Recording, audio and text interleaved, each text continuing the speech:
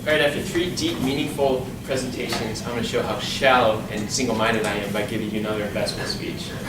So as an investor, I want it all. I'm a value guy who likes growth. Value investors look for solid companies with steady earnings, trading at an attractive valuation. Often the attractive valuation comes from a headwind, perhaps a near-term execution issue that can be easily corrected. Growth investors look for major tailwinds. Those tailwinds will carry them through earnings growth, multiple expansion, so they can make a lot of money. As a guy who wants value and growth, I find myself often looking at industries facing headwinds, and then I pick the companies I believe are in best position to achieve growth once the headwind subsides. I think healthcare in the United States presents this opportunity. Healthcare is an industry undergoing tremendous change and uncertainty, brought on primarily by Obamacare and the Affordable Care Act. And I understand in financial circles that change and uncertainty spells risk, and risk is bad. But as a guy who's worked in strategy for the past 13 years, I view change and uncertainty as opportunity. It's an opportunity to reposition your company to hit the new sweet spots and achieve long-term growth and steal market share. That can be done in healthcare today, and I think we're seeing a lot of maneuvering right now to make it happen. But before you go into winners and losers, I'm going to talk about some more of the background so you can understand the landscape that we're looking at.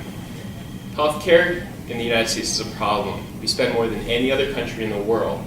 It's 17.7% of our GDP. This translates to $8,500 per person. That's $2,800 more than the next highest country, Norway. Worst part is we get very little bang for our buck.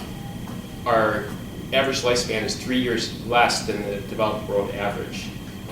Something's got to change, especially with healthcare outpacing inflation by 270 basis points per year.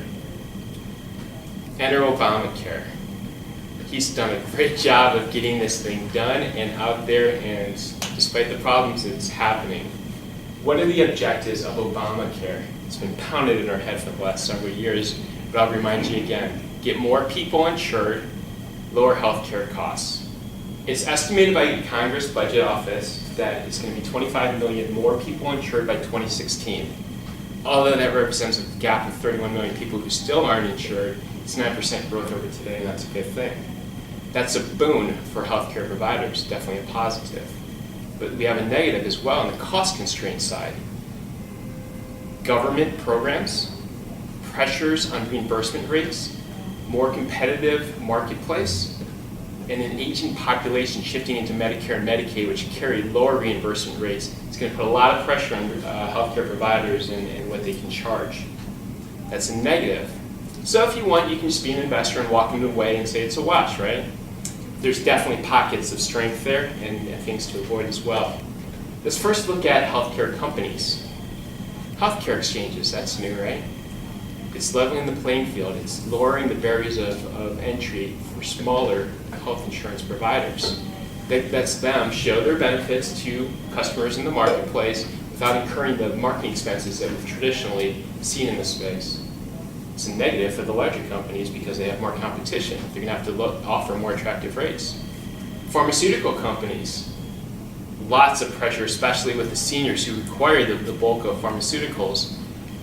With Medicare and Medicaid and the government having funding issues for the foreseeable future, long-term and near-term, we're going to see a lot of pressing pressure there. We're also going to see pressures in the private area as the competition increases and they want to offer the most attractive rates to their customers or prospective customers. I see the big pharma companies suffering, and I see the generics winning share at least, that is. And then there's the hospitals, doctors, and what we traditionally think of as healthcare providers. Overall, I call it a wash. Increased volume is good, pricing pressure bad. But there are some who are innovators, and they're going to position themselves to achieve far more growth than the people who are sitting on the sidelines.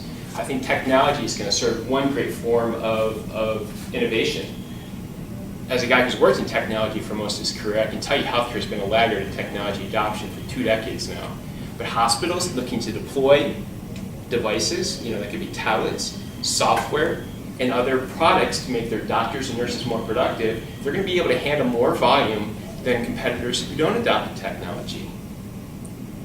Also, people are going to start offering at-home healthcare service. At-home healthcare service can be given to a customer in their own home far more comfortable environment at a far lower cost. Mobile technology is going to make it happen. That's an opportunity. And more importantly, the healthcare providers themselves. Also, boom for nurses, in my opinion. So if you're looking for a change of profession like I am, maybe.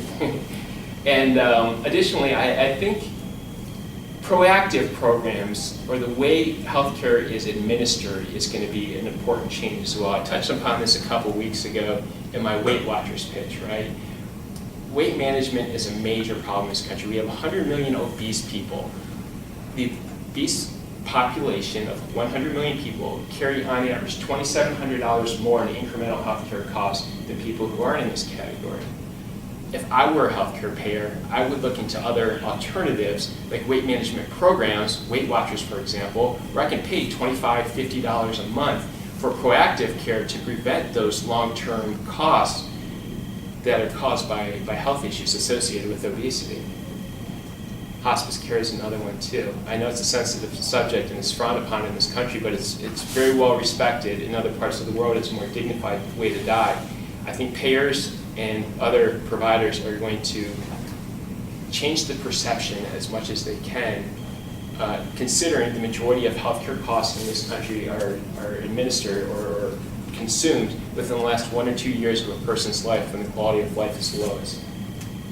So those are just a few ideas in terms of where I see some innovation taking place and where some shifts in the market leadership taking place as well. And if I can leave you with one last thought too, uncertainty and risk are not dirty words. Yeah, risk can present some challenges and you have to be a little bit more careful, but it also presents a ton of opportunity. So don't automatically run for the hills when you see it, because that's where you find the real gems. Thank you.